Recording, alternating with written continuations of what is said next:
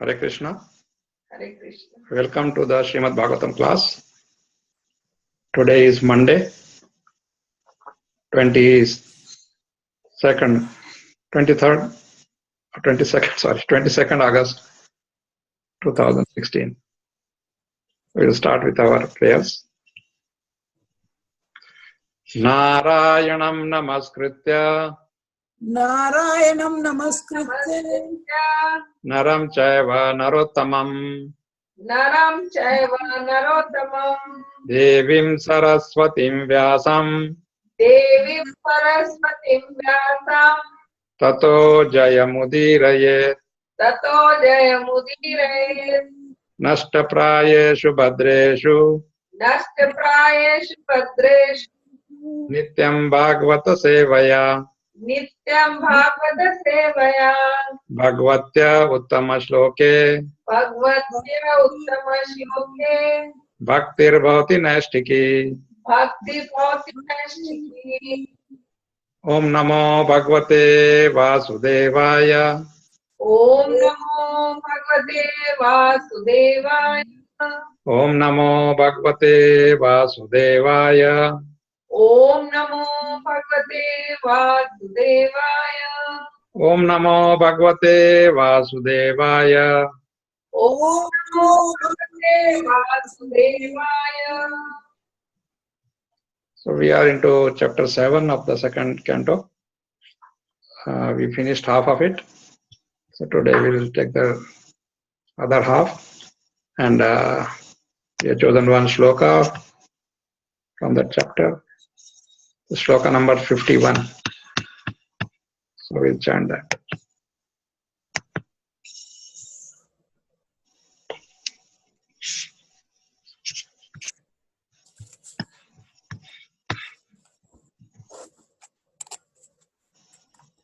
Idam Bhagavatam Nama Idam Bhagavatam Nama Yanme Bhagavato Ditam Yanme Bhagavato Ditam Sangrahoyam Vibhutinam Sangrahoyam Vibhutinam Tvam etad vipulikaru Tvam Eda Vipuli Kuru Kuru Idam Bhagavatam Nama Idam Bhagavatam Nama Yanme Bhagavato Ditam Yanme Bhagavato Ditam Sangrahoyam Vibhutinam Sangrahoyam Ayam Vibhutinam Tvam etad vipulikaru Tvam Eda Vipuli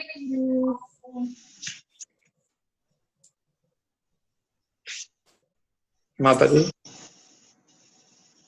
Idam Bhagavatam Nama Idam Bhagavatam Nama Yanme Bhagavato Ditam Yanme Bhagavato Ditam Sangraho Ayam Vibhutinam Sangrahoyam Vibhutinam Tam Etad Vipuli Kuru.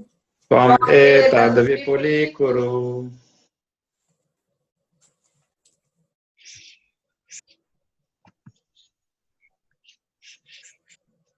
Idam is Bhagavatam, the science of God. the science of God. Nama, Nama of the name. of the name. Yat, That which may may unto me. unto me. Bhagavata, Bhagavata by the personality of Godhead. by the personality of Godhead. Uditam, Uditam enlightened. Sangraha Sangraha is the accumulation of. is the accumulation of. I am His Vibhutinam, Vibhutinam of the diverse potencies. of the diverse potencies. From your good self.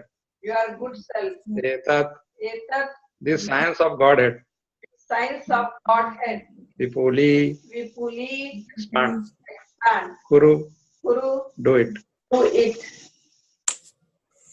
Translation.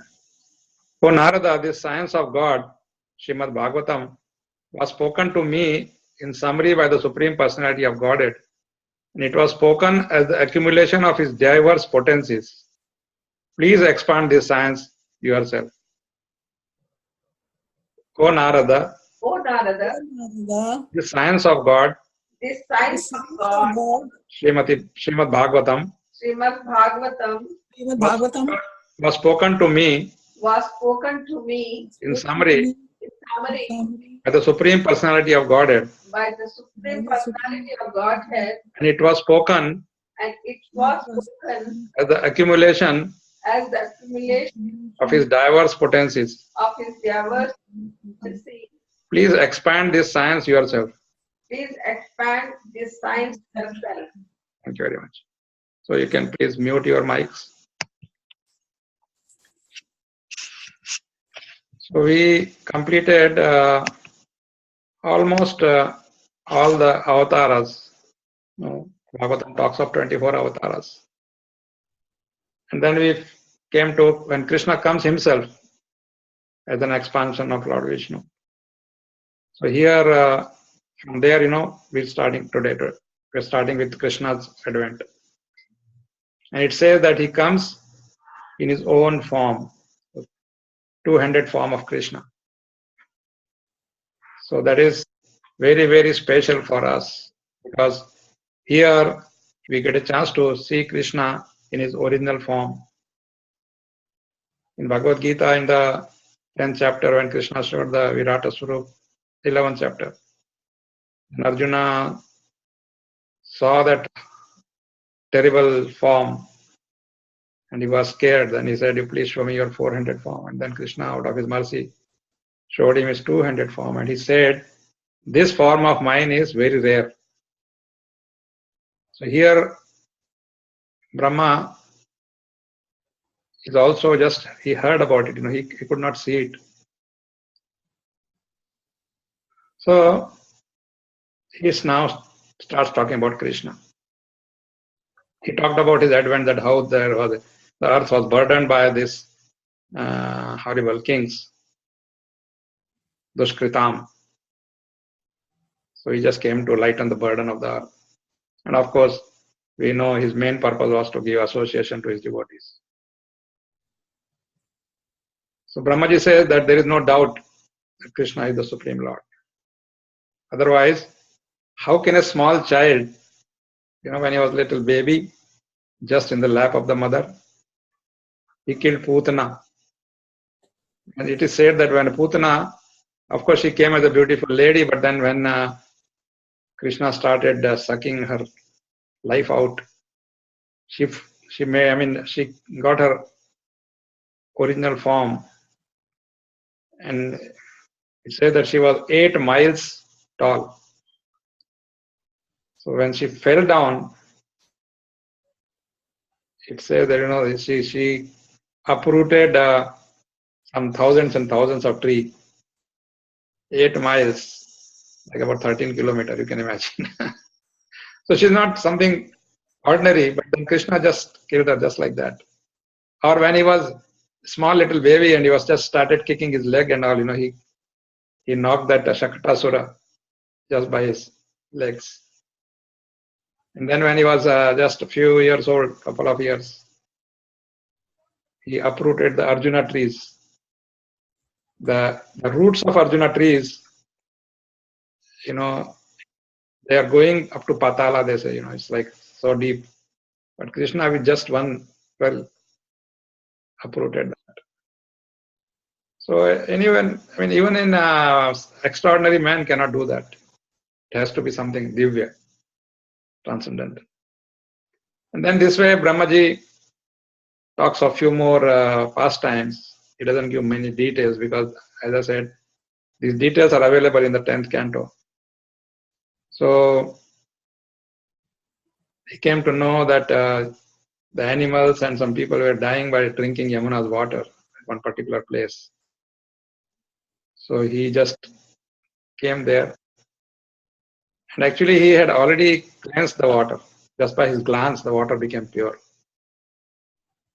But then he thought that let me show people that by my entering something, it becomes purified.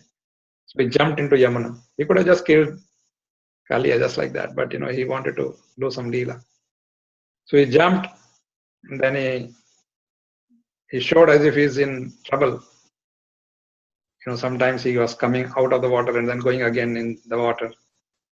But then finally he started dancing on the head of Kaliya. And that Kaliya was feeling like, somebody is hitting him with thunderbolt.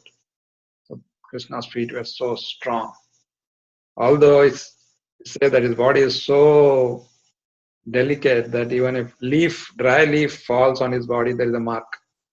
And you can imagine. So this is all possible because he is the Supreme Personality of God. There is no other explanation. And then we know about the forest fire, Bhavagni. He just drank it. That's also a demon. He just drank it. He just closed his eyes and everything was done. And then we know the Damodar Leela.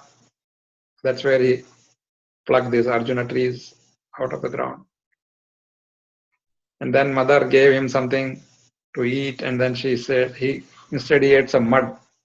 Mother wanted to see, asked him to open his mouth, and then she saw the whole universe. All universe is situated inside his mouth.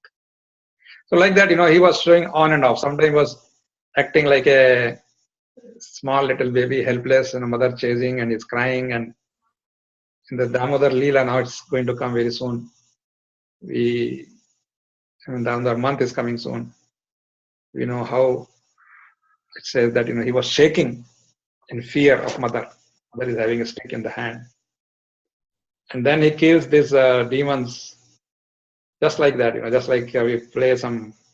He said that sometime when he lifted this Govardhan hill, say that it's as if some child is playing with the mushrooms. Mushrooms are so delicate, but for Krishna, even this hill was like a mushroom. So he brought the cowherd boys out of a mountain cave, Then like that, so many wonderful pastimes. We know, 89 chapters are there in that 10th canto, Krishna book.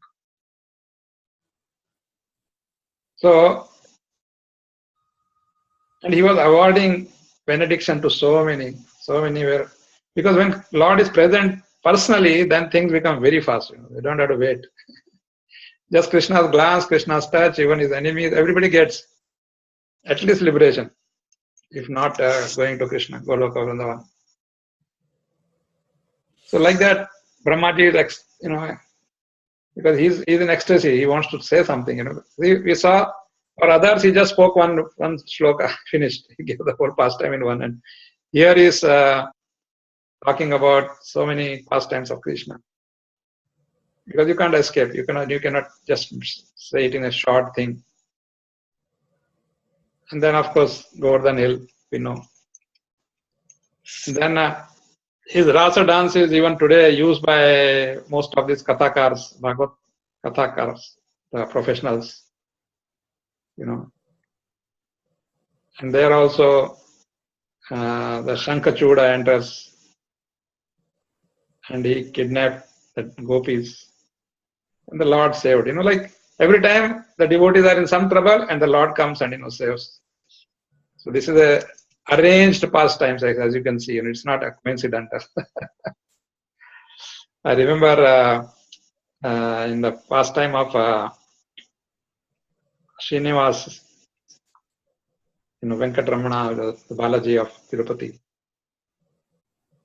He wanted to marry Padmavati. He liked her very much. But then he wanted to, prove to her that he is a hero. So he arranged, she was in the forest, in the hill actually, hill station with her father. And Krishna sends an elephant. He actually calls Indra. Says, okay, you become an elephant and just go and, scare that girl there. Just scare, don't do anything. So this elephant goes and tries to scare Padmavati, and she starts crying. And then Krishna comes out from behind a tree and he says, "Elephant, stop!" And he just puts his hand and just pushes him back. So it's described that Krishna was just acting like a hero, like a movie hero we see. One hero fighting with so many demons alone, right? All the villains come and they try to attack him, and so it all come from Krishna. Krishna was even in whenever he had some war with somebody, it was like that. Then of course Brahmaji cannot again stop talking about all these demons, so he just gives a big list whom he killed: Pralambasura, Dhenukasura, Bakasura, Keshi, Aristasura, Chanura, Mushtika, Kolapida, elephant, Kamsa, Yavana, Narakasura, Pundaraka, then Shalva, Divida monkey, Balaval. So he and Balaram together sometimes alone, sometimes together. Dantavakra, the 7 bulls, Shambra, Viduratha, Rukmi, and then Kamboja, Matsya, Kuru, Shanjaya, Kekaya, and then he just took care of each one of them, just like a toy. And then sometimes he will allow others also to kill them, like Arjuna, Bhima, Baladev. So all of them generally either they went into Vaikuntha planet, or they at least got the Sahijya Mukti. Then the next incarnation, the Lord comes as son of Satyavati. Who's this? Vyasadeva. So Vyasadeva is again Shaktavesh Avatara. Krishna comes as him, Vyasadeva, just to compile these Vedas and all the literatures. And then this way, he leaves so much literature for everybody to understand, to read. And then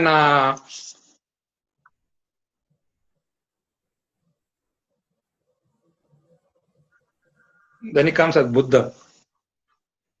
Actually, the Buddha in Srimad Bhagavatam, there is a little different pastime, that all these demons, all the atheists, they all got well versed in this Vedic knowledge, and they started misusing it. They were just trying to create trouble, just under the pretext of Vedas. So he comes as Buddha and bewilders them. Buddha comes and says that take away these Vedas. And of course he wanted to stop this animal killing mainly, that was his purpose. And then when the Kali Yuga is about to end, then very few people are left who can even talk about God. And then the next Yuga is to be Satya Yuga.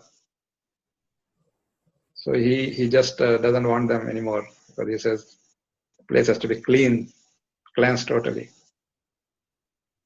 Yeah, because everybody by that time becomes Shudra, totally.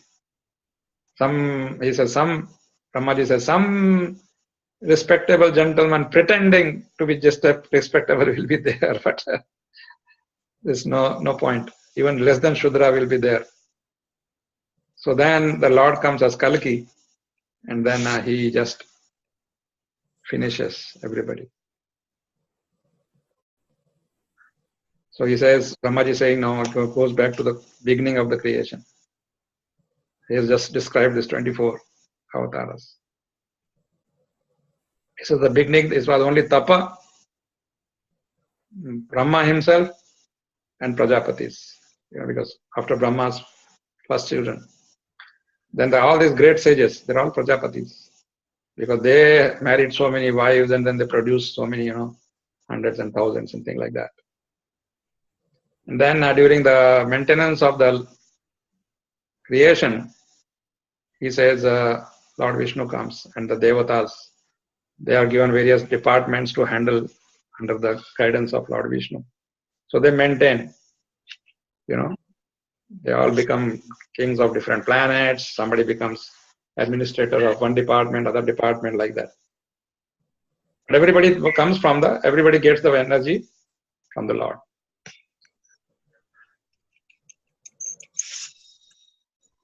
So now Brahma is trying to glorify Lord Vishnu. He says, who can understand him or who can describe him completely? Nobody. Even the scientist, it is very interesting. He's a scientist who can count the particles of the atoms of the universe.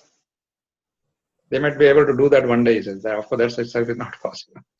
But they cannot describe Lord Vishnu. Because it is he only, you can imagine a small little boy comes as Vamana.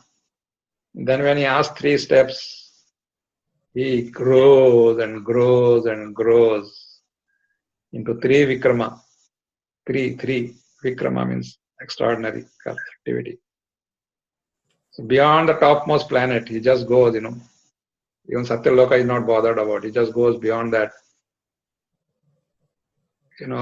Through his leg goes up through the 7 coverings. Then he makes the hole in the topmost cover. And the Karana Sagara comes down, through washing his feet, washing his toes, Anguta. So he's telling Narada, he says, not me, not you, not the sages gone before us. They don't know anything about Krishna. They don't know anything, they don't know everything about Krishna. So what can others do? He says, what those who came after us, we are the original, at least we know a little, but all these people who have come after us, what do they know? And this is where that, I always say that even if Ananta Shesha, with his thousands of mouths, starts glorifying Krishna non-stop, simultaneously, they will not be. So that is in this shloka here. They cannot describe. It's a 1,000 faces, means 1,000 faces, right?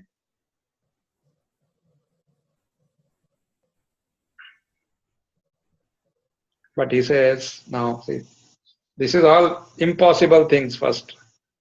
But he says, if somebody who surrenders to Krishna completely and then renders service in that mood, loving devotional service, what will happen? He will come out of this illusion. Everybody else is an illusion. But he can come out of that illusion and starts understanding the Lord. But Brahmaji says that those who are attached to the body cannot ever understand. So we should not be surprised when we see people talking the way they talk.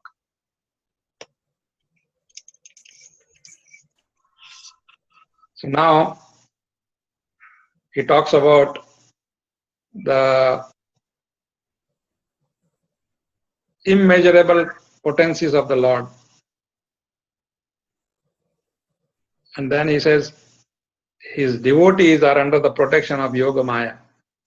Of course, Yoga Maya also bewilders you sometimes, but that is just to increase your pleasure, just to increase your anxiousness to serve Krishna. Sometimes that happens, Then his potencies are known to some of them, but not all the potencies, but quite a few. And then he talks about Lord Shiva, then Prahlad Maharaj, Swayambhav, Manu, his wife Shatrupa, his sons and daughters like Priyavrata, Uttanapada, Akurti, Devahuti, Prasuti, Prachinabari, Rubhu, Anga, Maharaj Dhruva, Ikshvaku, Ayala, Muchukunda, Maharaj Janaka, Gadhi, Raghu, Ambarish, Maharaj, Sagara, Gaya, Nahusha, Mandhata, Alarka, Shatadhanve, Anu, Rantideva, Bhishma, Bali, Amrutraya, Dilipa, Saubhari, Uttanka, Shibi, Devala, Pippalada, Saraswata, Uddhava, Parashara, Bhurishena, Vibhishana, Hanuman, Shukadeva Goswami, Arjuna, Arishtasena, Vidura, Shrutadeva. These are the great, great personalities. I'm sure you have heard most of these names. Maybe few names even we have not heard during all these years.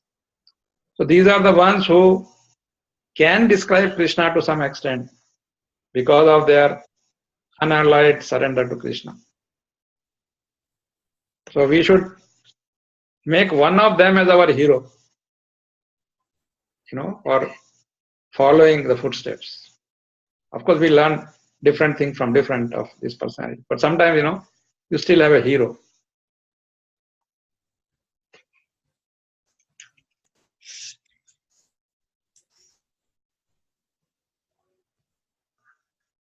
And then he says, once you are surrendered to Krishna, then it doesn't matter, even if you are in a body of a Shudra or a woman or labor class or whatever, mountaineers and Siberians and anybody, birds and beasts, then they can also know about science of God and become liberated.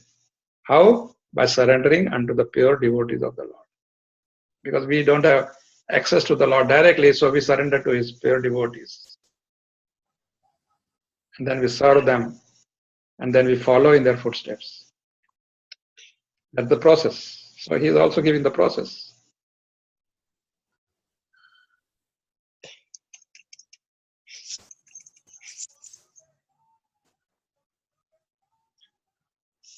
So he continues, the devotees like Brahma, they are never exhausted of the glories of the Lord. Like, they don't say, okay, I said enough, let me now. No, he keeps on talking about every wonderful quality of the Lord. So he says, once you are surrendered, then there is no need for any artificial control of mind, like this meditations, speculations, mental speculation. There's no need. He says these are all performed by the Gyanis and the Yogis, everything is okay. But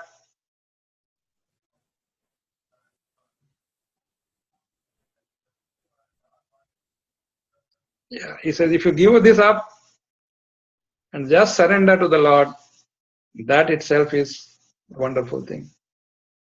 And he gives the example of King Indra. He dug a well to become a Dani or something. He said, no need. If you do that, everything becomes auspicious for us. When we read Nectar of Devotion, this is what it says in the beginning. When you come in the process of Bhakti Yoga, then what happens? Things start becoming auspicious for you. Happiness, you see more happiness than you would have seen otherwise. So now he says, I have explained to you everything about in brief. Of course, he's giving a hint because it's to come now. So he says, you should know that nothing can exist without Hari, without Krishna. And then the shloka we read today, he says this was spoken by the Lord himself to me. And now he says, I'm asking you to expand it, add more things, add more pastimes, etc. So he says, please describe the science of Godhead with determination and in a manner by which it will be quite possible for the human being to develop transcendental loving service unto Krishna. So that's the whole purpose of Bhagavatam, to help us get that loving devotional service mood. So he says these activities, these leelas should be always described and appreciated and heard. If this is done regularly with devotion and respect, one is sure to get out of the illusory energy of the Lord. So the energy also belongs to Lord. Illusion. It's not that somebody else is trying to, fasao you or something. No, it is again Lord's energy only. Maya Devi is the greatest servant of the Lord. So this way, we come to the end of this 7th chapter. Thank you very much. If you have any questions and comments, we can take it up. Hare Krishna.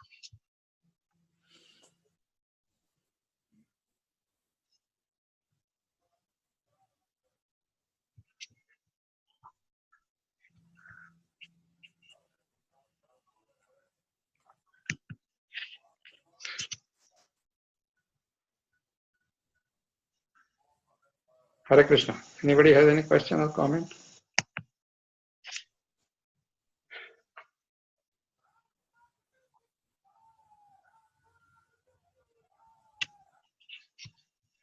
Okay then. We'll hopefully see you tomorrow. Hare Krishna.